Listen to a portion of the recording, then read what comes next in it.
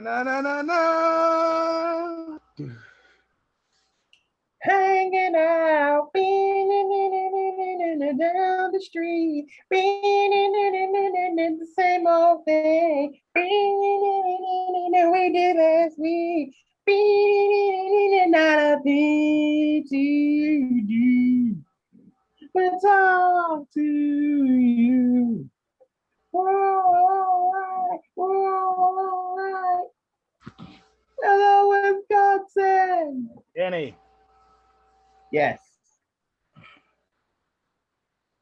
Hypnotic sent Hennessy a you up tweet. Oh nah. The Hennessy respond, "Hey, big head," because that's what they should have said. Hypnotic said, you up? Hennessy said, hello, friend. I said, oh no. Oh no. Oh no. As did the rest of Twitter. Everyone said, oh no. It was a collective, oh no. So it was in unison. Like, say it with me. 1, 2, 3. Oh no. Oh. Oh So my goodness.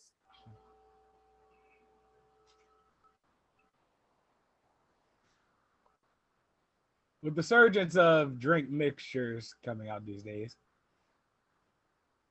do you think Hypnotic and Hennessy will collaborate together to officially make what has been made in clubs all around the country, the world even, for the last God knows how long, what, 30 years maybe, Sorry. So that's my fear. and create the Incredible Hulk? That is my fear because if so, people have been saying Hennessy has shorts all over the country. I know it's in Philadelphia they got shorts in Philadelphia Hennessy. So if they come out with Hypnotic and make Incredible Hulks and putting them in bottles, they're gonna be richer than they already are. Mm, I halfway disagree. Listen, when motherfuckers get that Incredible Hulk, or if they make that Incredible Hulk, it is flying off the shelves like Popeye's chicken sandwiches the first time they came out. Yeah, that's what I'm saying. Like, That's what I'm saying. They're gonna go crazy. it's going to Black be dangerous, but it's going to be so much fun because we are going to get endless videos of how is fucked up off the Incredible Hulk. You hate to see it, but also you love to see it. Listen, I've had the privilege of indulging in Incredible Hulk maybe 3 times, and each time I was just like, you know what? I probably shouldn't do this again. But Okay. it's like a strikeout. 3 strikes in, I'm out. Like, yeah. I've had the Incredible Hulk once, Kenny. And listen,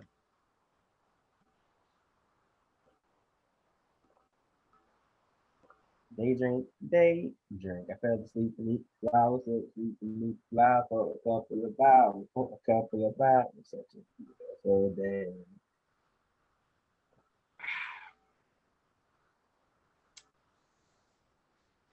it was enough to make me go, I'm not doing that again. Huh. So far, I kept my promise. Yeah, I kept mine after the third time. The first two, like, some people are hard headed. What's the first time you've ever gotten drunk? Somebody ever gotten drunk? Yeah. Um, ooh, under pressure. Got me on that spot. Let's see. Whenever, whatever year that was when I was 14.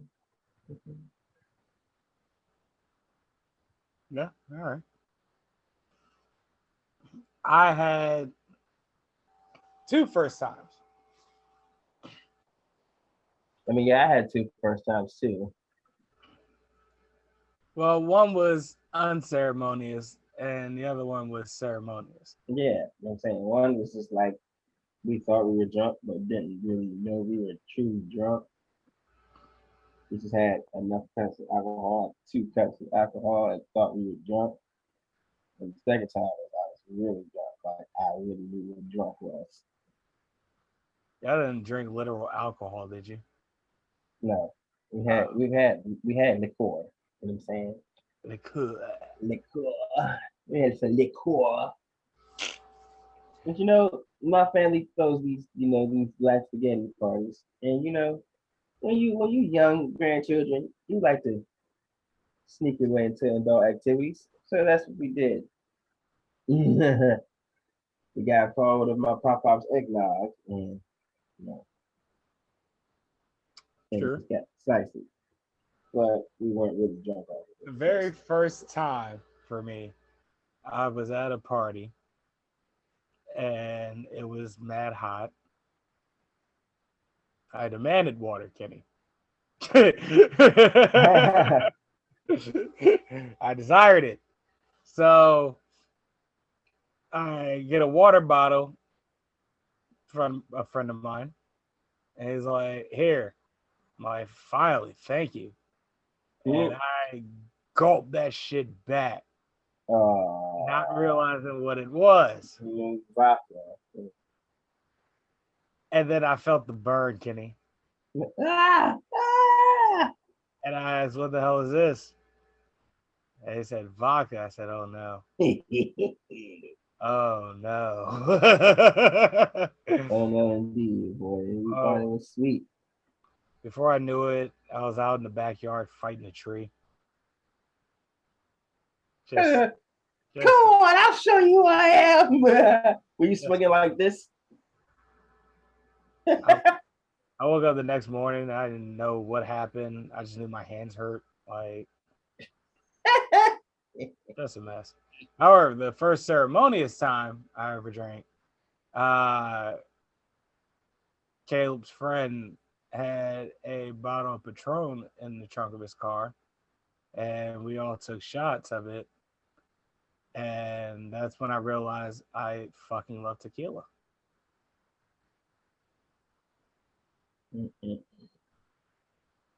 Yep, fell in love with tequila right then and there.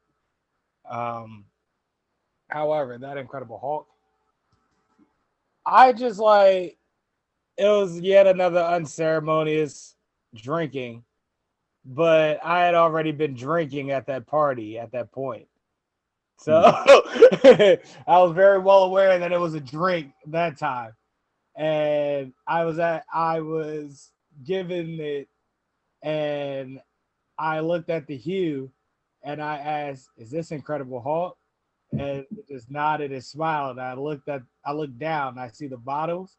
I'm like, "Oh,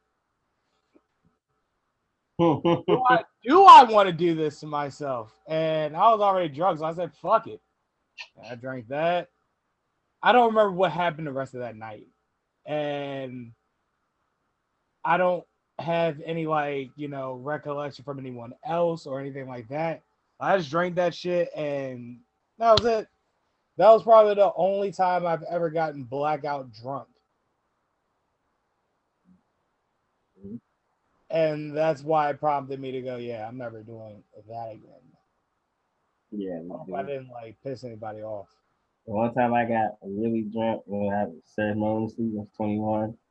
We were at a bar in Philadelphia called Breezes, and it was me, it was Angie, my cousin, and then they had my mother, and they set me up and had me drink 21 Tokyo teas. Didn't even know how many I was drinking. I was just chugging them back. I earled it in the bar, and I had my cousin had to clean it up. I felt so embarrassed. It felt like less of a man. And as I walked out of the bar, they carried me out of the bar into the back of the car, back to my house. I woke up the next morning in extreme discomforting pain, and I realized I made a huge mistake. I made a huge mistake. One of my favorite drinking stories that I enjoy telling was the one night we got drunk off Everclear. And that was a funny ass night. Just period. Just funny as shit. All right. So I don't know if I've told this story on the show. If I have, that lets you know how true it is. But it's me, Caleb, homeboy Terrence, and my homeboy BJ. Right? Now, put a pin on the fact that the season, like the football season before, like that summer, because it was, during the summer that this all took place. Our starting halfback got injured, and BJ came in and like essentially carried the team to a situation where we could have came back, but we were a drop deep hook from moving the chains, and just like that, we lost to a major rival. So with that, BJ started getting more reps towards the end of the season because our starting halfback was injured. And, when he came back, he finished out the season. It was what it was because he was a senior. And he was probably the best player on our team at the time. So, yeah. You're all Gazette. Go ahead, finish out the year. So, shout out to Atwood. That's my guy. So, BJ was, getting the starting position that summer. I mean, that year. Like, he was basically primed for it. He just had to keep up the work, right? So, put a pin on that, right? So we drive out to my cousin Kenny's, and that it was out at Wheaton at the time. And Terrence, tells us beforehand, he was like, listen, if we get fucked up and I start fiddling with my phone, get the phone away from me. I might text something stupid. Shit like that. All right, I got you. All right. So put a pin on that. So we get the Kenny's. And my cousin, some homegirls of his, a couple of homeboys of his, and they're just sitting around sober. So we're like, what's going on? Kenny's like, hey, so listen, I can't get in the liquor cabinet. Like, what do you mean it's locked? Well, it's locked. So after a good hour or so trying to figure out how we're going to get in this show, Terrence goes, I'll tell you what, well, these bitches got a bobby pin. Wow. I don't know. Let's see. We go in. We go any one of you ladies have a bobby pin? Luckily enough, they had a bobby pin. So your man literally breaks the lock with the bobby pin. Boom, just like that. We got Everclear, right? Another assortment of drinks, but namely Everclear. So we go on a under the table contest. All right? Mm-hmm. Between us five. So we had a big ass bottle of Hawaiian Punch for a chaser. Mm-hmm. We started taking shots of Everclear. All right. So we knocked back. I want to say it was like 2. Kenny was like, "All right, I'm good." Mm. No, yeah. Kenny was like, "All right, I'm good." Right. We get to about 4. Terrence was like, "All right, I'm good." So we get to about 5 or 6. BJ goes, "Okay, I'm bowing out." And then there were 2. So we get me and Caleb get to about, I want to say it was like 7, 8 shots. And he goes, "Have you had enough?" I go, "Have you had enough?" He goes, "Yeah, I'm done." I go, "Yeah, so am I." So am I.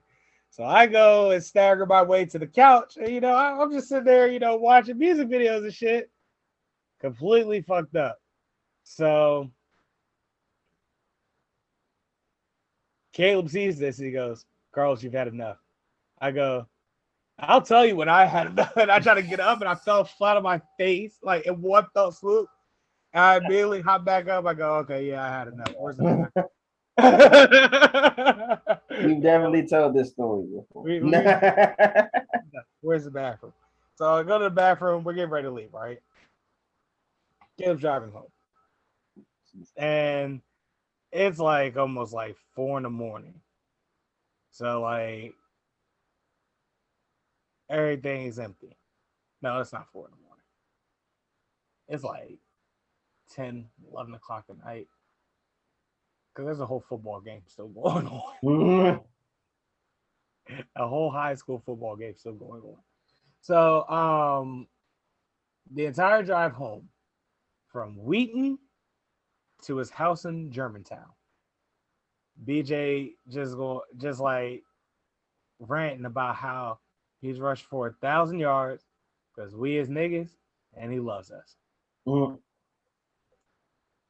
All right, BJ, we get the point. No, y'all don't understand. Y'all my niggas, and I love y'all. No, we heard you the first few times, BJ. No, I don't think you get it though. You don't get it.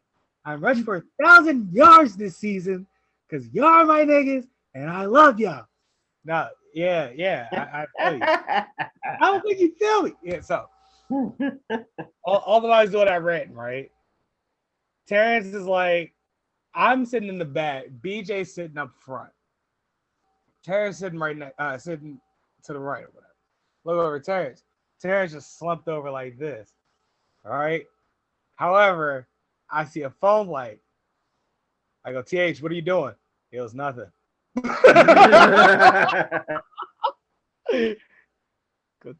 Terrence, are you on your phone? He goes, no, shut up. Okay. All right. So we're we're on the highway halfway to BJ's house. He still ran and get to a point where Caleb just howled, "Shut the fuck up, BJ! I get it already." The rush for 1,000 yards is because we're niggas and you love us. All right, we get it. Shut the fuck up.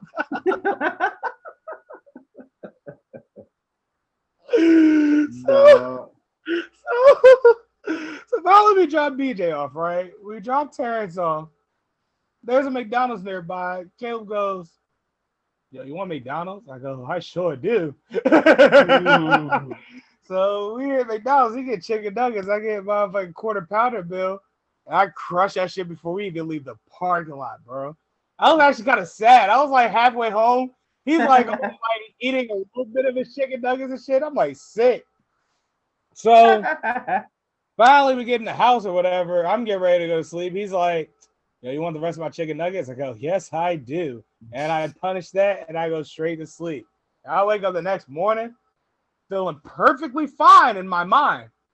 I get out of bed and I take a step, boom, fall right on my face. It's like, oh, maybe my body hasn't woken up yet. All right, here we go.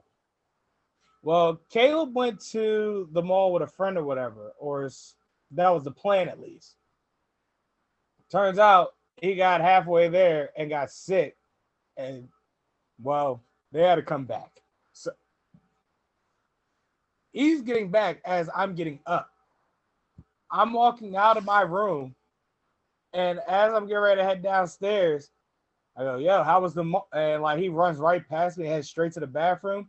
Your man's was like in front of that toilet the majority of the day, to the point where my mom was like, "What did y'all do last night?" I go, "Oh, we were over a friend's house playing Madden." So she goes, "Was Caleb drinking?" I go, "No." She goes, "Why is he throwing up brown stuff?" I was thinking in my mind, I don't know, because it was clear stuff we were throwing up. We were, I don't know what's, I don't have the answers. I don't. Maybe he got a stomach virus or something. I don't know. So we get to about maybe 6 or 7 o'clock that evening. Finally, Caleb like gets downstairs. I go, "How you feel?" He goes, "Call BJ." So I calls BJ. BJ doesn't answer. Goes to voicemail. He goes, "Oh, no. Let me leave a message." So, BJ, what the fuck did you do to me? Call me back when you get this message. Hangs up. And I hang up, right? BJ calls back like maybe 5-10 minutes later. And literally, like, I get the phone to Caleb. He goes, "Hello?" And it's on speaker. And the first thing out of his mouth, "What the fuck I do to you? What the fuck you do to me?" he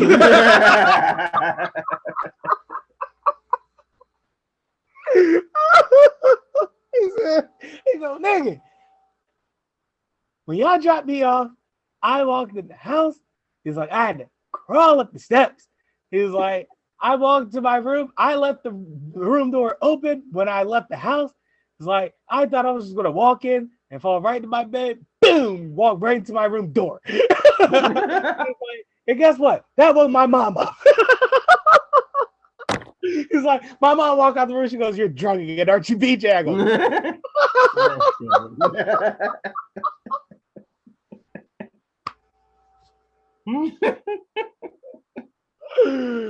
oh man, that was so much fun. I'll never forget that night for the rest of my life, bro. For the rest of my life. That was so much fun. And we got to do it again at some point. Definitely got to do that again at some point. Lord have mercy. I don't know.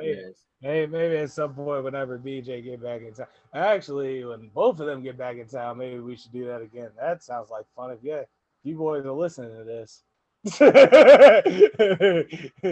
hit me up.